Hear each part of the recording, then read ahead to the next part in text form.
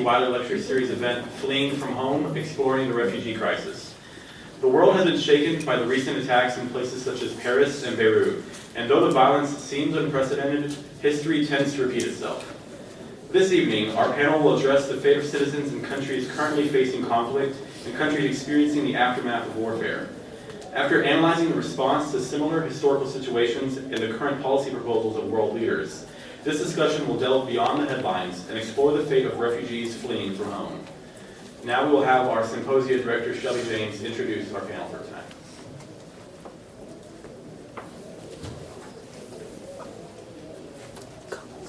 Joining us for this discussion are Dr. Gabrielle Thornton, an instructional associate professor of international affairs at the Bush School.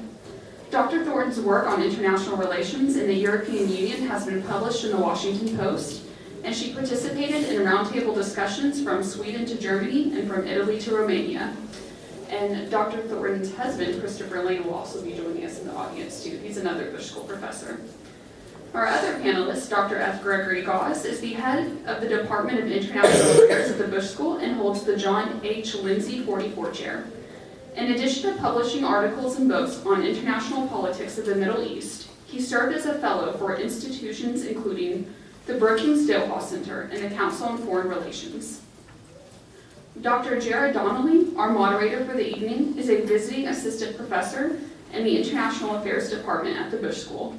His research focuses on war and social change in Germany and Europe, and has been presented at conferences including the Society for Military History.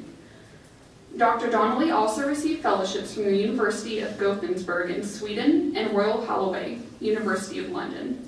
So without further ado, I pass the mic to Dr. Donnelly.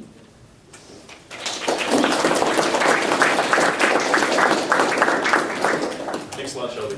I'd also like to say thanks to the Wiley sponsor of the speaker series. This is a really great forum to discuss what is probably one of the greatest challenges we're facing today, particularly in the Western world.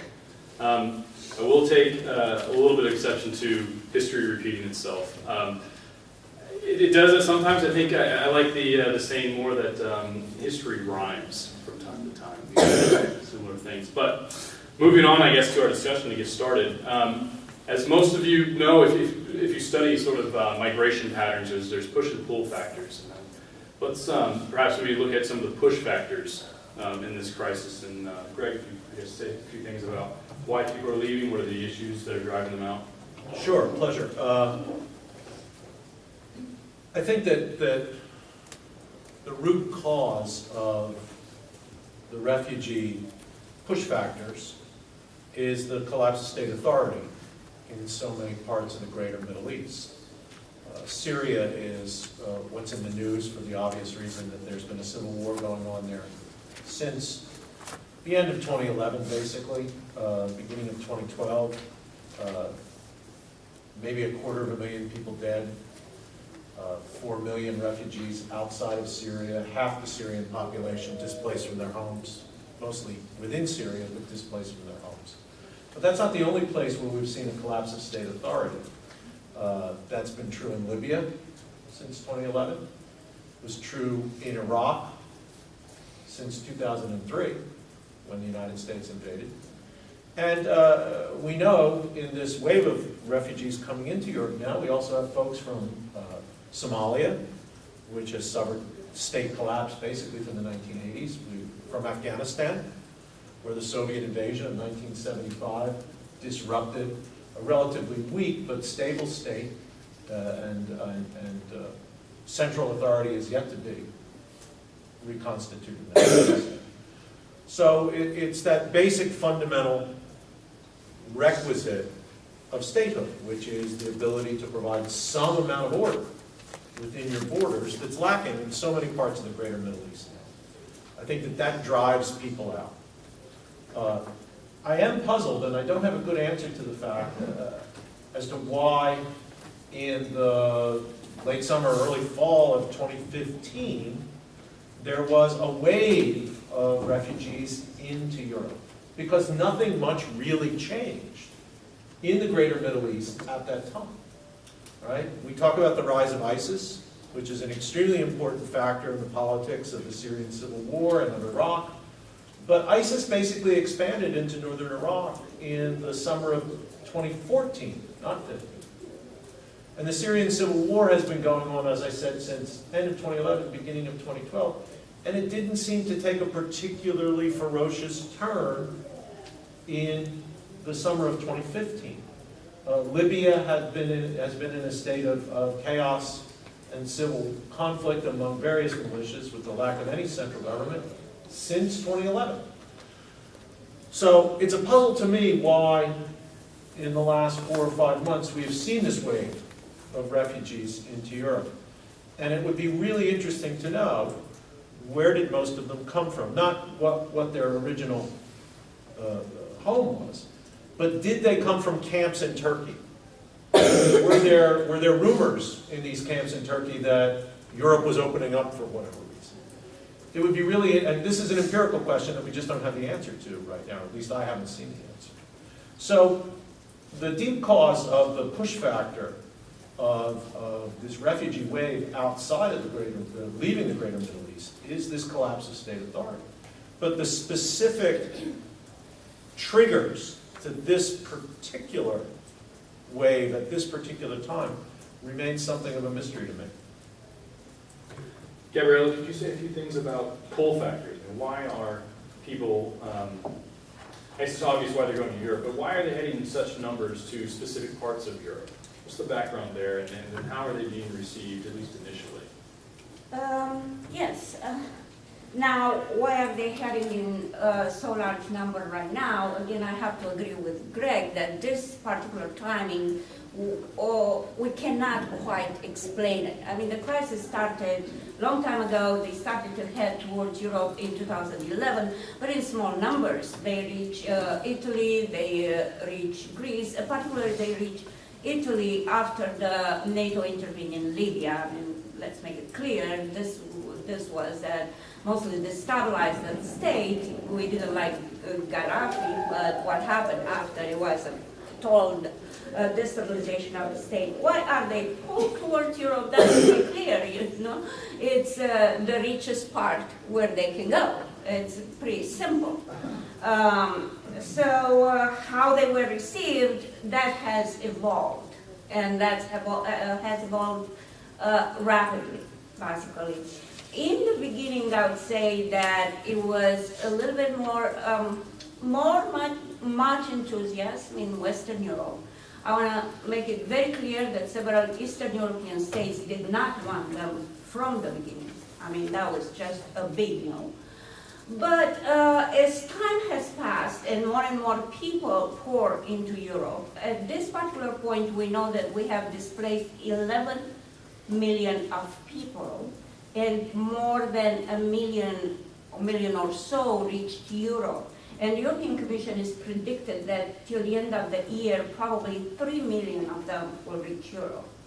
So as time passed and the number of refugees increased, I mean, their tolerance towards them started to go lower and lower, even in Western Europe.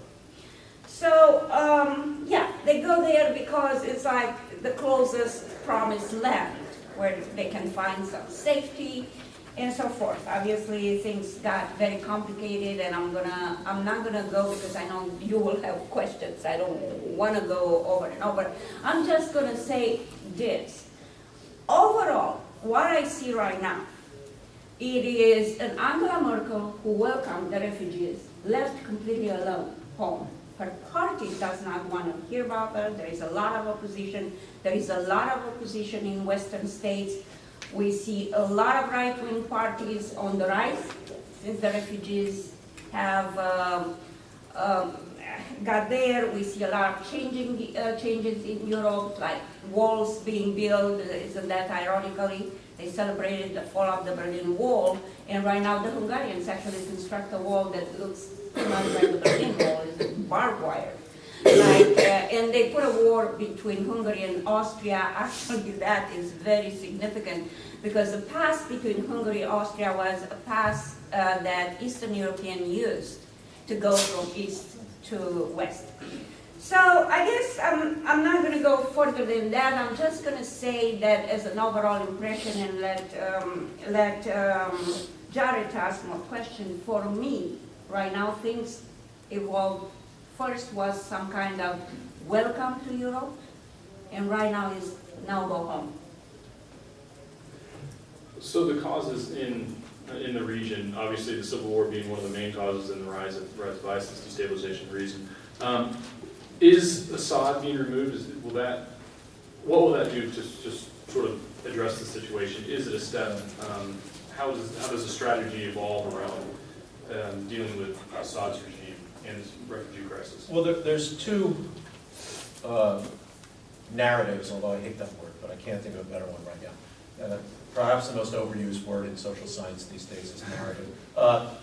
There are two narratives on this, right?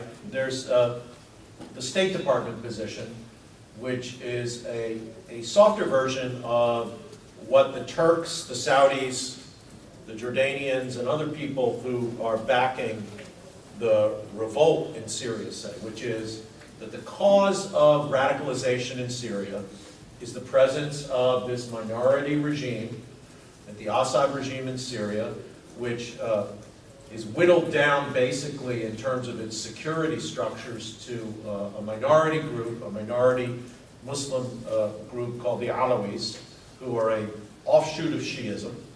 Right? The Alawi minority in Syria, which is about 12–14% of the population, has been the core of the security apparatus of the Assad regime since the 1970s.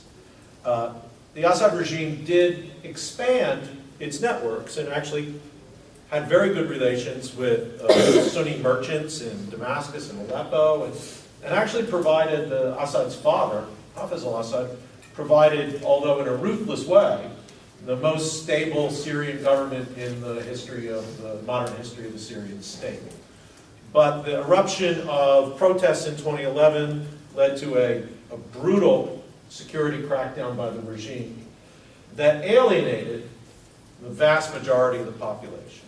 You know, it's one thing if you're cracking down on a group that is a minority and isolated within your society, but if you're cracking down on a group that represents 70% of your population, you're basically asking for trouble.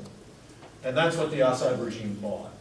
Right? They bought a civil war through their own unwillingness to compromise, their unwillingness to deal with the demands of what were, at the beginning, in the Arab Spring, peaceful, cross-sectarian protests against the regime. The regime decided to answer with violence, and then the violence escalated. And as the regime lost control of various parts of Syria, other groups rose up to provide some amount of rudimentary government. Now, the State Department / Saudi / Turkish approach says, if you get rid of Assad, Assad's the cause of radicalization. You get rid of Assad, moderate Syrians, Sunnis, Alawis, other minorities, Christians, Druze, will be able to come together and form a Syrian national government. The other narrative, let's call it the Russian-Iranian regime narrative, is that we, the regime in Syria, are the only thing stopping ISIS from establishing a government in Damascus. Now, we can't prove either one of these is right or wrong. And we could play the historical counterfactual game and say, well, what if in 2012 the United States and other world powers stepped in with stronger support for the Syrian people and brought down the Assad regime? Would Syria have been able to put together a national government? I think, and this is me talking now, not the narratives, I think if you remove the Assad regime now, you're going to only contribute to the chaos. And the strongest elements of the opposition are Sunni jihadist organizations like ISIS and the Jabhat al-Nusra, which is the al-Qaeda affiliate in Syria. And so a collapse of the regime, I think, would be it would redound to the benefit of the most radical groups right now, because I think they're the strongest in the Gabriella, how has the EU as an institution responded to this crisis in terms of refugees, and then perhaps also in terms of dealing with the root causes of the migration in the first place in terms of Syria? Yeah, the EU, and we're talking not about separate member states, but the EU as an institution, of course, welcome the refugees and consider that welcoming part of their liberal values. Cannot do otherwise, but they can stand for what is right, so therefore they have to have those people. So they put in place two documents that I think are very important, and I read very carefully towards them. One is a European Agenda on Migration, and one is a handbook. It's a handbook for refugees. And they talk about lots of stuff. First of all, they separated the nationals coming from countries such as the Western Balkans. They don't want those people there, and they granted a special status to the Syrians particularly, coming from, and other people coming from conflict zones. But if you look at the document, and you just analyze the documents, two things come pretty clear. One is redistribution of the refugees that are already stranded in certain parts of Europe. They need to redistribute them. So the EU put in place a lot of meetings, countries contributed, and those about 160,000, sometimes reported 180,000 of refugees need to be redistributed. Well, that line has passed. The refugees are still in camps. They are still trapped. There are certain countries that vetoed the redistribution, but in terms of the EU, it doesn't matter because there was that particular decision did not require a unanimity vote. But in the other thing, it was EU in the handbook of return. Just think about it. It's a handbook of return. They want to return them. So even the EU, if you push the rhetoric aside, basically I'm saying the EU policy comes down at redistribute and return. That's it. And it comes down to another thing right now. Send them to Turkey and promise to the Turks, again, that they can be in the European Union as a member, so we're reviving all discussions here. I don't even know why would they be there, but or why would they want to be there, but that's a different discussion. But pay the Turks to have them there. Pay the Turks to process them there. Pay the Turks not to leave them into Europe anymore. Put some money on Frontex, which is the common agency, to stop the fluxing, and try to redistribute what you have in. One thing that happened, and it's really amazing, is that most of them found the route going through the Western Balkans and ended up in Hungary. Hungary basically put in place walls and criminalized everybody that goes through the wall. So once a refugee, even if it's a Syrian, goes through the wall, that's a crime and is going to be returned and cannot go in any other place because Hungary is a Schengen country, and according to the Dublin Agreement, they have to ask for asylum in that country, and then they will be returned because they committed a crime. So in a way, Hungary acts like a sanitary buffer, pushing them back. But we see them right now. There are conflicts in Macedonia. We see other countries putting borders up. But anyway, I think the EU reply as it stands right now is do whatever possible to have Turkey keep them. And we're going to fly some of them on. That's what they say. We're going to get about 1,000 in some planes. Okay, right. But if you look at the time of processing refugees in Turkey, sometimes it could take 2 or 3 years for a family to be processed. I am not sure how Turkey is going to cope with that at all, and how those people will leave, literally. And I'm not sure how those people will live in Europe, not being right now redistributed, and winter is coming. It's going to be like, during the Russian wars. Now what we do, we wait for winter and we're going to win the Russians. Yeah. So I really don't know. The second part of the question, I'm sorry, Jared. Actually, I'd sort of like to amend that a little Okay. bit. We touched on the Schengen Agreement. Is it going to continue to exist as we know it today? So, I wish I would have a crystal ball, and I can't say a yes or no. But I could say that for the time being, one of the most cherished values of the European Union, the free movement of people, kind of has seen its best days because borders are coming up. Now, they can be up for 6 months, and there are cases, people are making the case that this is going to strengthen the European Union. An external threat has a positive impact. So pay attention, refugees are seen as a threat right now. That is going to make the European Union, more cohesive, the institutions will be more powerful, Frontex is going to have more power. I can't answer to Schengen. All I see right now is something that is an incoherent reply besides go home, as I said. Does everybody know what Schengen is? The Schengen Agreement is basically the reason you can travel through the EU without stopping at each country to have your papers checked. This is free travel within the European Union. For those of you that have traveled to Europe, this is a pretty profound thing in the sense that you almost feel like you're traveling through the lower 48.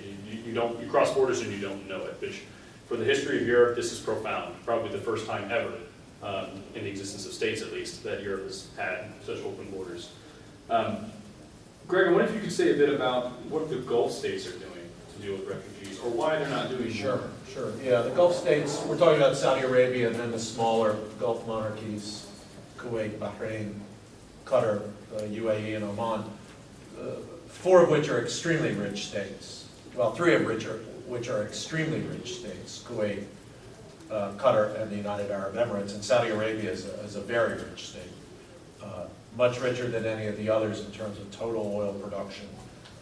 But further down the list, if you look at per capita income, Qatar is the richest country in the world by per capita income. And the United Arab Emirates, I think, might be number 2 or number 3.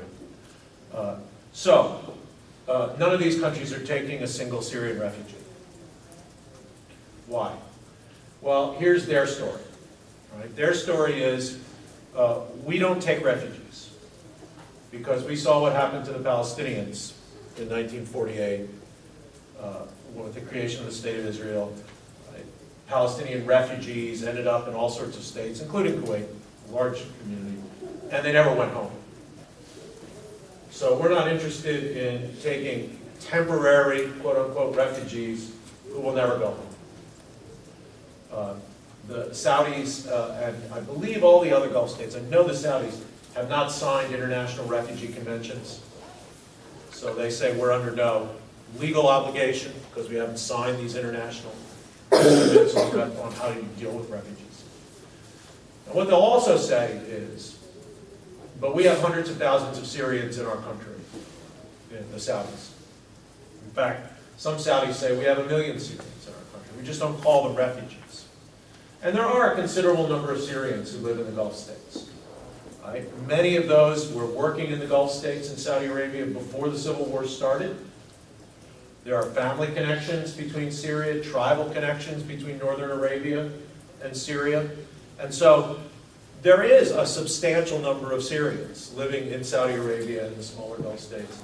And many of these families brought in family members, extended family members, cousins, the like, when the fighting started in Syria. So there is a substantial Syrian community in Saudi Arabia and in some of the smaller Gulf states.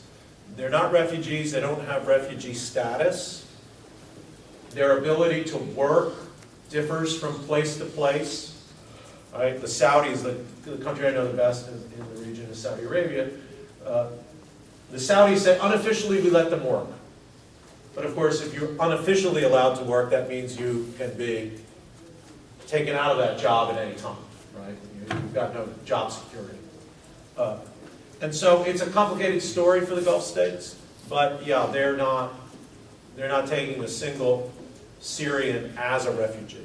The states that have taken Syrians as refugees in large numbers are Jordan, 750,000 about, and Turkey, over 1 million.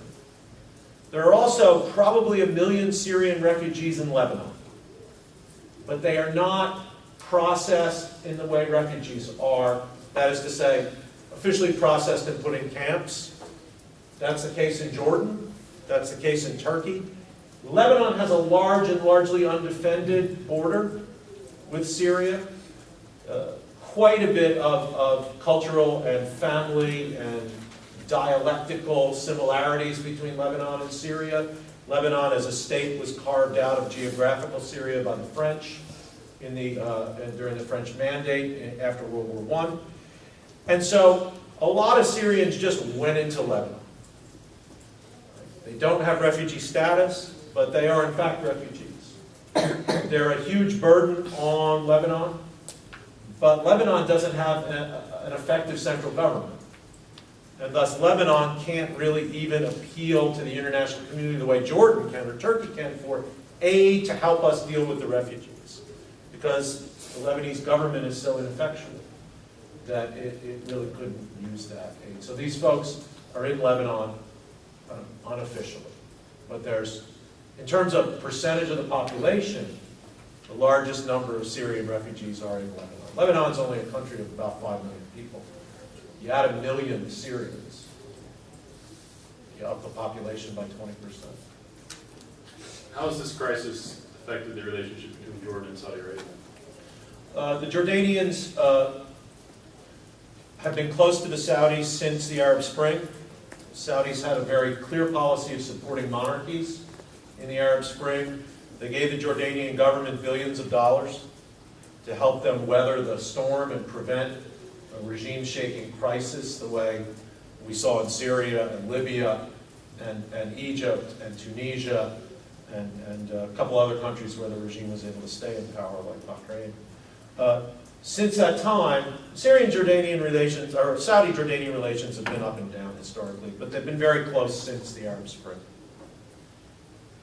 Gabriella, could you speak to a bit about how the EU or separate member states are dealing with the causes of the conflict, of the crisis itself there in Syria? Obviously, France has stepped up quite a bit recently. Germany has dedicated about 1,700 troops to. Yes. You know. Actually, I have to be very honest with you, and most Europeans see the causes of the crisis basically on the interventions in the Middle East conducted by the United States of America. So most of them feel like we have to deal with something that we did not provoke. Let's remember that I will say some of them supported the intervention in Iraq, but they don't quite remember.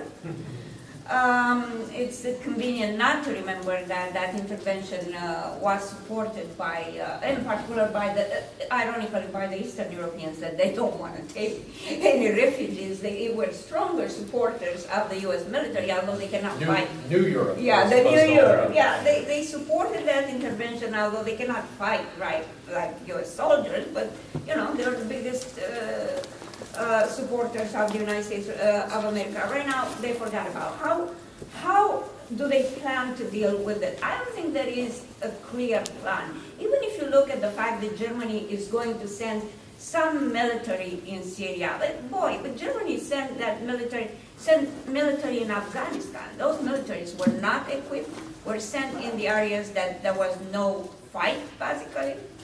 You know, so there are a lot of caveats that are attached to German military when they go out. Now, sure, the response in France has been different because of the terrorist attack. And that kind of change created a backlash, a big backlash against the refugees, because one of the basically attackers and terrorists, as you all know, entered through Greece on a fake Syrian passport. So that created a psychosis in the masses, you know? It's about refugees started to get associated with terrorists. So yeah, some are sending troops. France is bombing, defending itself, you know, but it put borders back, and it's a martial law in France. And it's the Vigiparent plan activated to Scarlet. They have a certain plan that they activate when there are terrorist activities that you will be horrified if something like that will happen in the United States of America. Basically, the French security forces, they have the right to ransack any Muslim community with no warning and do whatever they want with those people.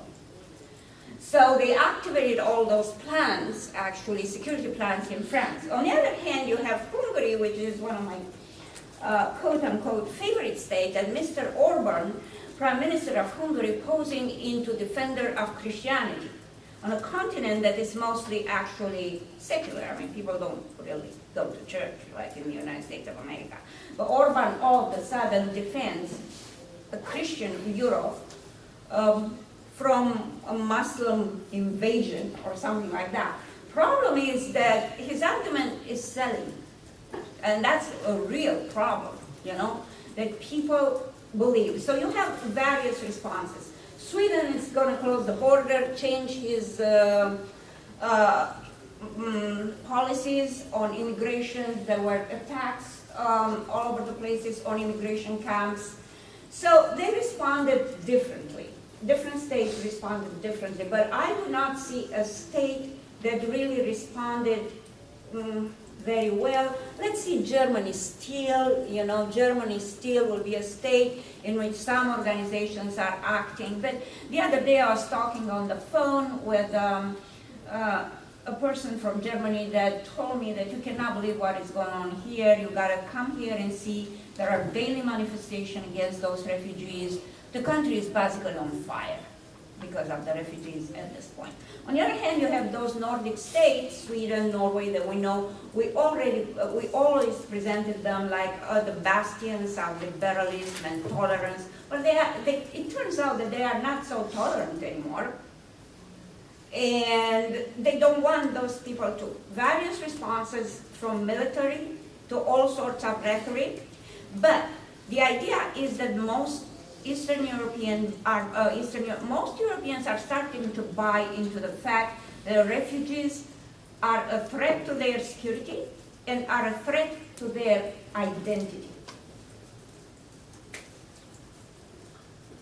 Greg, with the Paris attacks, there's been a heightened interest, I guess you could say, in the threat of extremism among the refugee population, particularly here in the States, but obviously in Europe as well. Can you say to any degree how warranted the concern is? That's a pretty difficult question. Right.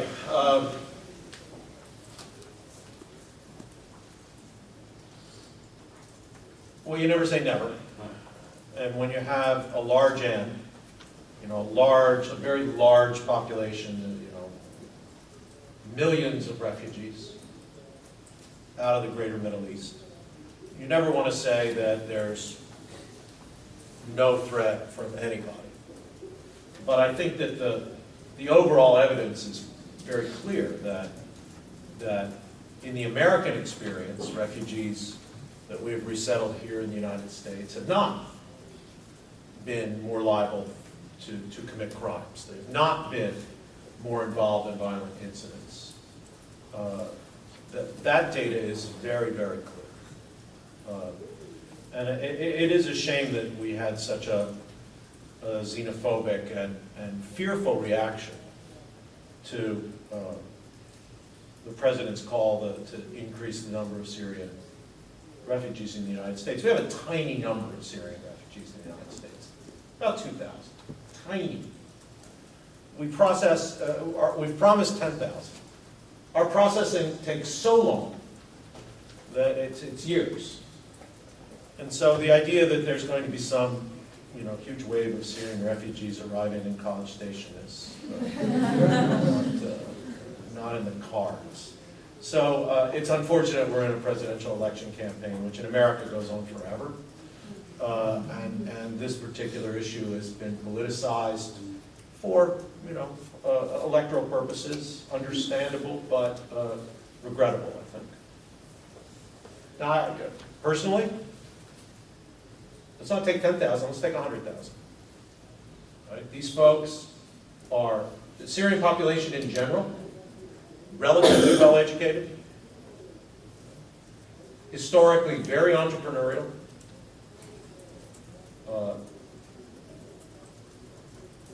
Would do well, I think would do well in the United States. If you look, for example, at the politics of South America,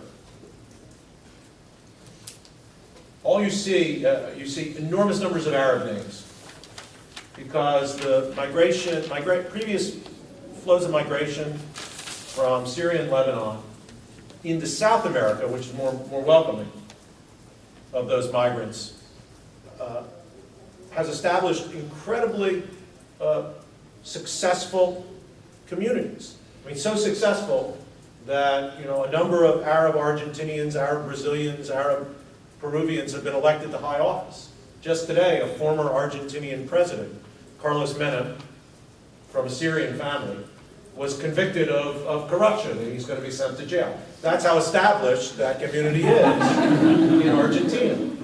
Okay? So yeah, me personally, put a 0 on the end of that 10,000. And I think that that would actually be a great help to the United States. But clearly, I'm not running for president in the Republican primary. Right. At this moment, I'd like to open the floor up for questions from the audience. If anybody's got anything specific or maybe general, go ahead. Not all at once now. Please. Dr. Thornton, you mentioned that there was EU and EU member states were saying, well, we'll just bring it back to Turkey. We can do kind of a sugar plot saying you can get EU membership. Well, the 1993 Copenhagen Agreement, it said you have to open and close 35 chapters. They've opened and closed 1 chapter. The most reason they haven't opened and closed more is because Cyprus. Mm-hmm. And so, would Turkey really fall for that? To say that you could get EU membership when they go, we still have 34 more chapters open and closed, and we're not leaving Cyprus. So is there... Yeah, I see what you're asking, and I want to say that historically, the acquis communautaire is one thing, the chapters that you have to close. And basically, Turkey does not feel it. We don't have human rights protection, we don't have women protections, we don't have a lot of things. So Turkey is not going to feel the acquis communautaire. But part of the acquis communautaire also it is